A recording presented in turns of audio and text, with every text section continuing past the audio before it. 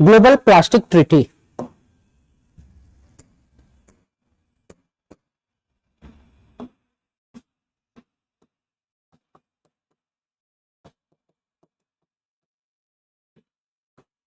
ये जब पढ़ रहे होंगे तो आप एक नाम सुने होंगे, कौन सा नाम? INC5।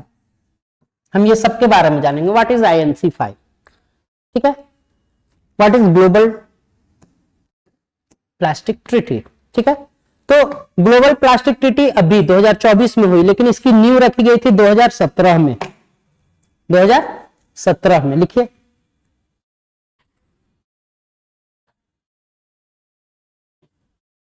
दो हजार 17 United Nations environment assembly. United Nations environment Assembly ने इसकी नींव रखी थी। एक एक्सपर्ट ग्रुप बनाया था to combat plastic pollution. United Nation Environment Assembly ने एक एक्सपर्ट का ग्रुप बनाया था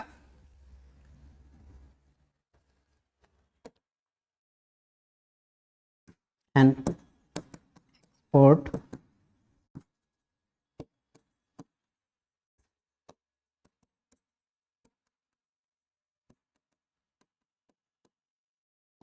सबसे पहले बार 2017 में इस बात पर कहा गया कि we must have a rule regulations to combat plastic pollutions.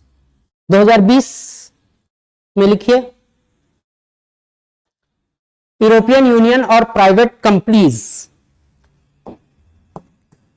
2020 में ईयू बोले तो यूरोपियन यूनियन प्लस वहां के प्राइवेट एंटिटीज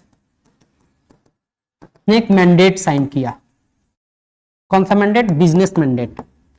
एक बिजनेस मैंडेट साइन किया, ठीक है, टू कॉम्बैट प्लास्टिक पॉल्यूशंस।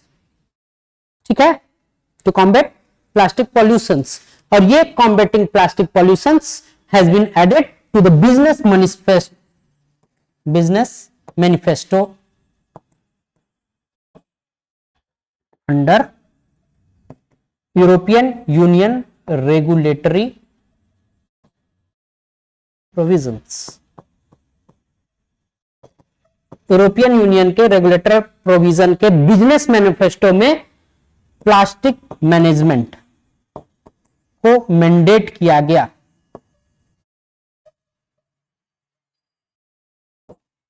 तो मैंडेट किया गया, ठीक है।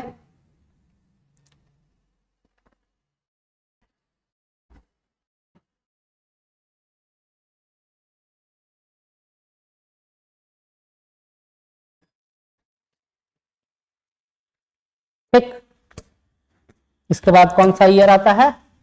2022। इसमें यूएन क्या करता है? मैंडेट कर देता है। मैंडेट कैसा? Global plastic management treaty. ठीक है, to combat the use of plastic by या एट द रेट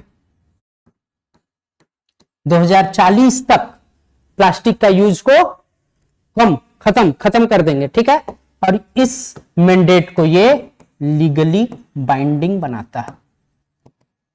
यूएन बोले तो यूनाइटेड नेशंस। ठीक है,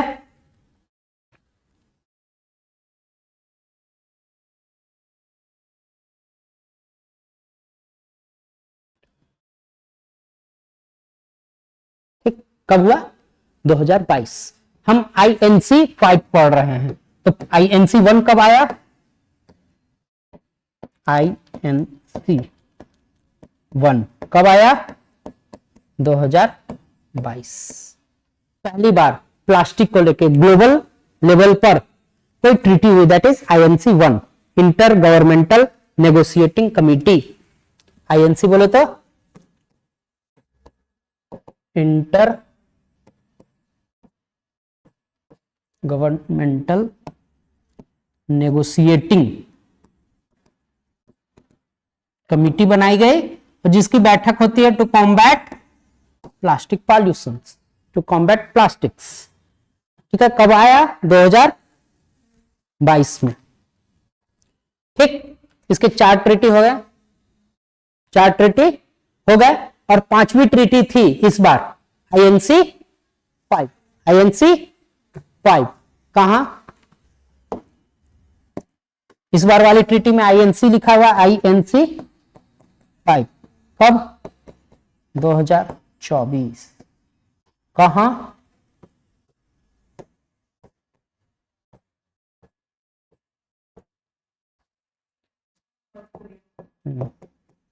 बुसान, साउथ कोरिया में।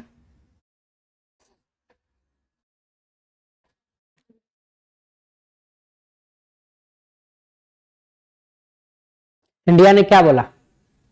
बुसान जाकर इंडिया ने क्या बोला? इंडिया ने क्या स्टेट्स रखे? तो इंडिया के स्टैंड हम पढ़ेंगे। India's stand. इंडिया कहां स्टैंड करता है प्लास्टिक पॉल्यूशन में? तो बोला कि हम नहीं कर सकते कंट्रोल प्लास्टिक का, कंट्रोल प्लास्टिक पॉल्यूशन को कंट्रोल हम उस लेवल में नहीं कर सकते जैसे डेवलप्ड नेशन ने किया। इन्होंने अपने इंडस्ट्रियलाइजेशन के समय बहुत सारे प्लास्टिक, बहुत सारे नॉन फॉसिल फ्यूल्स का यूज, फॉसिल फ्यूल्स का यूज किया, बट आज ज्ञान दे रहे हैं हम नहीं कर सकते उस लेवल में। तो डेवलप्ड नेशन को कंपनसेशन देना होगा। ठीक है, तो इंडिया ने क्या बोला? We need compensation from developed countries. ठीक, दूसरी बात लिखिए कि प्लास्टिक को ये करना है, रिसाइकल करना है। प्लास्टिक रिसाइकलिंग के लिए टेक्नोलॉजी का जरूरत है। टेक्नोलॉजी अपने पास उतना हाई फाई है नहीं, तो क्या होगा? डेवलप्ड कंट्री को केवल कंपनसेशन नहीं करना है, क्या करना है? टेक्नोलॉजी ट्रांसफर भी करना है, तब हम कर पाएंगे प्लास्टिक पॉल्यूशन को कॉम्बैट। ठीक है,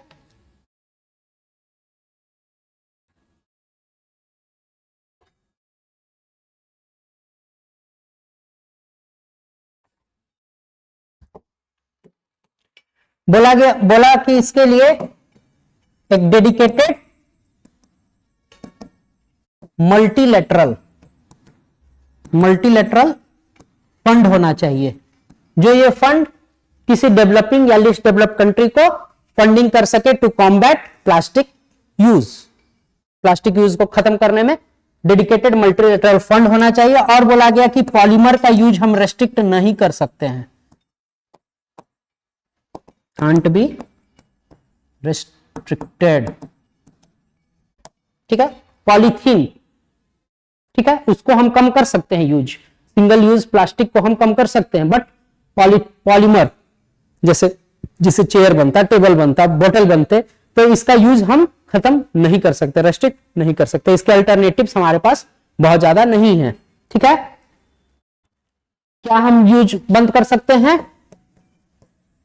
banning single use plastic, polythene जिसको बोलते हैं, एक यूज किया फेंक दिया, वैसा हम खत्म कर सकते हैं, but reduce polymer is not under, हम उसको खत्म नहीं कर सकते।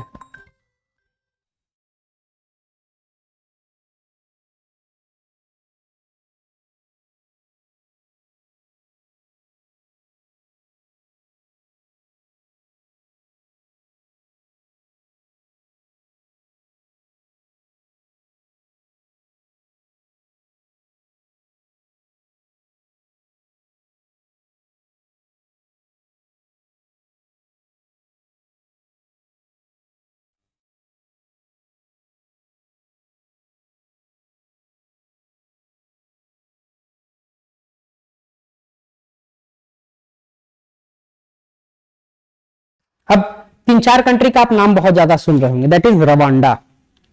सुन रहे हैं कि ऐसा नहीं सुने, है ना?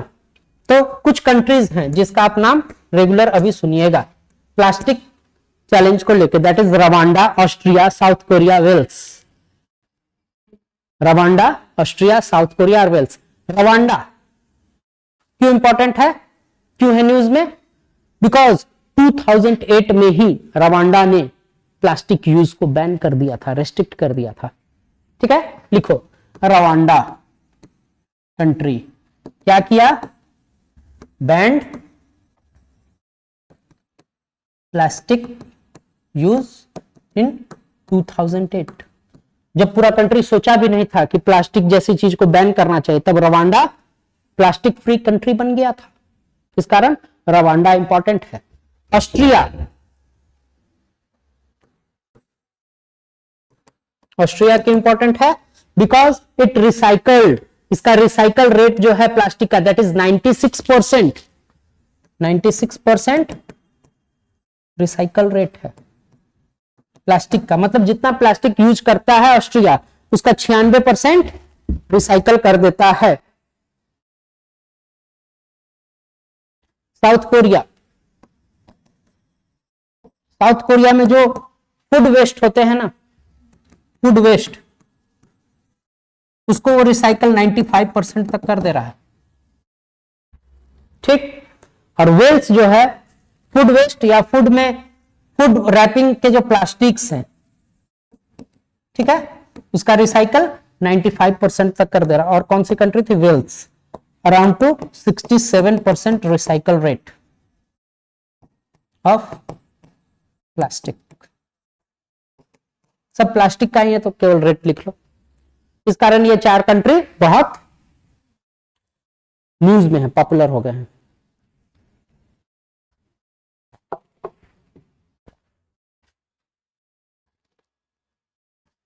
India 1/5 of the plastic waste, पूरे वर्ल्ड का प्लास्टिक वेस्ट का 1/5वां भाग केवल भारत प्रोड्यूस करता है। अच्छी बात है, खराब? ठीक है, हम आते हैं India produces 1/5 of the global plastic waste. क्यों? हमारा आदत हो गया है प्लास्टिक यूज करने का, सिंगल यूज प्लास्टिक यूज करने का आदत हो गया। दुकान से एक सामान भी खरीदेंगे, वी प्रपोज फॉर प्लास्टिक, हम प्लास्टिक के लिए प्रपोज करते हैं, प्लास्टिक दीजिए। सब्जी खरीदेंगे, झोला लेके जाने वाली आदत नहीं है, क्या? प्लास्टिक। रैपिंग के लिए सबसे ज्यादा यूज जो होता है, कोई भी चीज रैप करा, फूड मटेरियल हो, आपके घर का सामान हो, व्हाइट गुड्स हो, anything that is in plastic. ठीक है, तो इस तरह से हम प्लास्टिक से बहुत ज्यादा प्लास्टिक को यूज कर रहे हैं, जिस कारण रिसाइकल करना बहुत मुश्किल है इतने बड़े कंट्री और इतने बड़े पॉपुलेशन के लिए। इस कारण 1/5 of the global plastic waste हम ही प्रोड्यूस कर रहे हैं। इसके लिए रूल्स लाया गया था 2022 में, plastic waste management rule. Plastic waste management rule,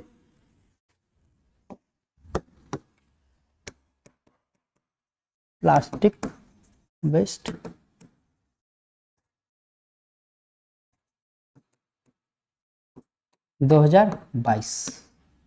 पहले आया था, इसको अमेंड करके 2022 में फिर लाया गया, जिसमें बात कही गई कि plastic waste management is not only the responsibility of the customer and government, it is also a responsibility to producer.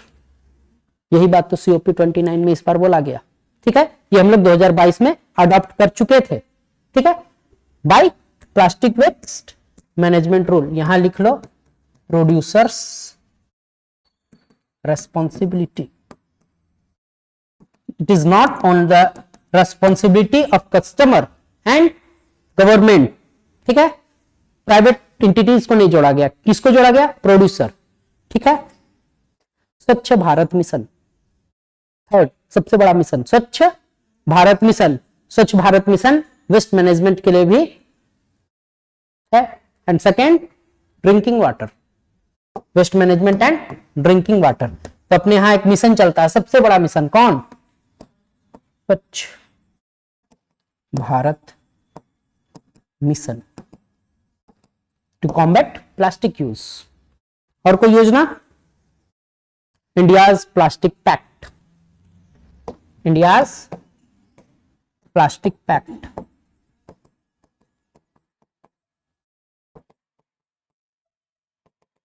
इसमें क्या बात कही गई कि प्लास्टिक पैकेजिंग को जो है हम रिमूव कर देंगे, प्लास्टिक पैकेजिंग को रिमूव कर देंगे। कब तक? 2030 तक। मतलब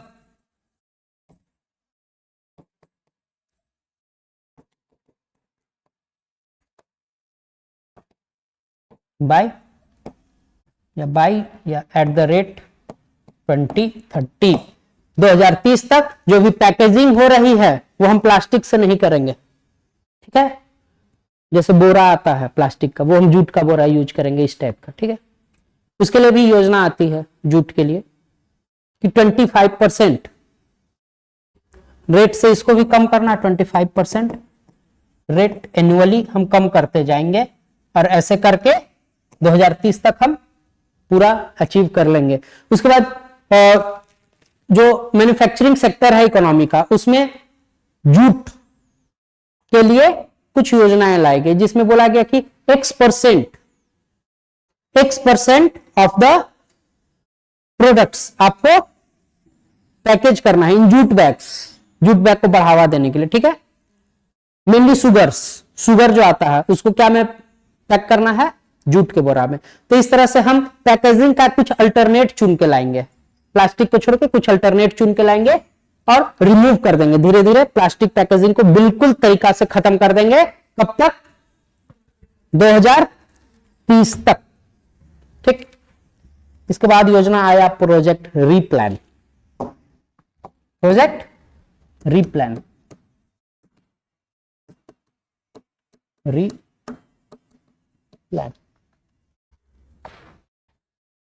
recycling plastics for livelihood.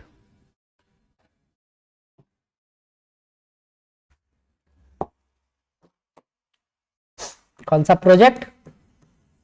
Project recycling plastics for L से लिवलीहुड एंड नेचर। किसने शुरू किया? खादी ग्रामोद्योग भंडार ने। खादी जो बॉडी है, खादी बोर्ड, उसके द्वारा क्या लाया गया? Project replan. रीप्लान बोले तो recycling plastics for livelihood and nature.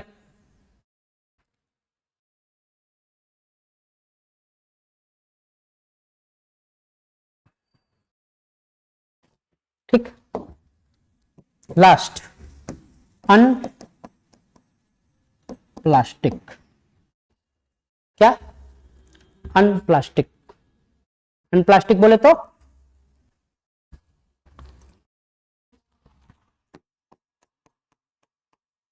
Fill in the blanks भरना ना।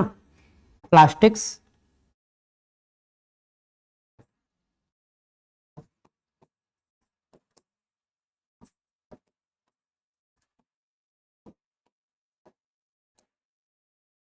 प्लास्टिक को सर्कुलर इकोनॉमी का पार्ट बनाना है कि नहीं? हाँ या ना? मस्ट या मस्ट नॉट?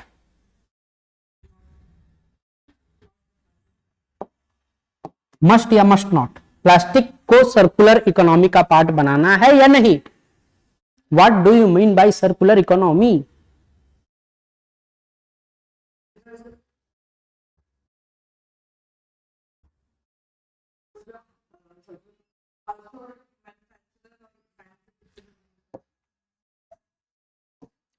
प्लास्टिक को सर्कुलर इकोनॉमी का पार्ट बनाना। What is circular economy? समझ जाओ तो हो जाएगा। Circular economy R R R R R R बोले तो जो मूवी आई थी, तो recycle, reuse, reuse, recycle, reduce. कुछ भी लिखो, सब सर्कुलर हो गया ना। Reduce, recycle. कौन आगे पीछे कुछ नहीं पता चल रहा है। समझ में आया? तो ट्रिपल आर का कॉन्सेप्ट इज सर्कुलर इकोनॉमी, मतलब ऐसी इकोनॉमी जो reuse, reduce and recycled based हो। क्या प्लास्टिक को ऐसा बनाना? हाँ सर बनाना है। समझ में आया? तो इंडिया के ये स्टैंड्स थे।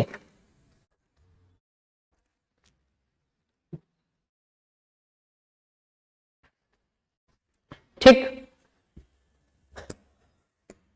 अब INC 5 पे आते हैं। INC 5 ऑब्जेक्टिव्स, 3 मेन ऑब्जेक्टिव हैं। कौन कौन? पहला, reduce the use by 40% eight the rate 2040। 2040 तक हम प्लास्टिक का यूज को 40% तक कम कर देंगे। सेकेंड, प्लास्टिक को सर्कुलर इकोनॉमी का पार्ट बनाएंगे। प्लास्टिक को सर्कुलर इकोनॉमी का पार्ट बनाएंगे और हम एक ऐसी पद्धति बनाएंगे जिसमें प्लास्टिक कॉम्बैट के लिए ग्लोबल ऑपरेशन मिले। ठीक है, पीछे समझ में